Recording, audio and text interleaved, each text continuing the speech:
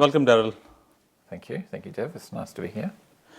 There's so much to talk to you. I can spend hours and hours. But before we divert into topics, I would love to hear your story, a bit of a background and a bit of a context setting of what we will talk. But a bit of your background. Yeah.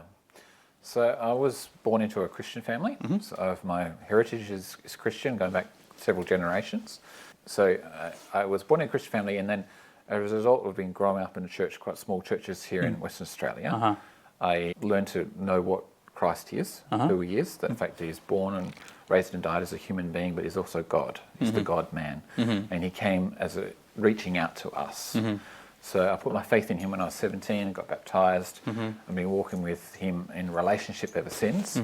And so I've just made a responsible, conscious choice to say I want to follow him for the rest of my life and trust him to bring me to eternal salvation and be with him forever with everyone else that follows Jesus as well. So that's my background. And then as my career-wise, I've been the Bachelor of Arts and Justice Studies. I've got very much interest in policy area as you are.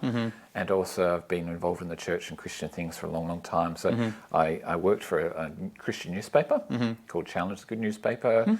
And I work for Family Voice Australia now, just developing things about policy and things like that. So we're a Christian voice for family, faith and freedom. So that's what I've been doing for the last 7 years.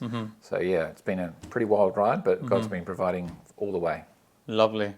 Thanks for sharing, and it's difficult to hear similar background and then introduction with that intent. And I could see in your response the acceptance of the absolute, the acceptance of that there is a higher power. Yes. So thanks for sharing what you believe in very candidly.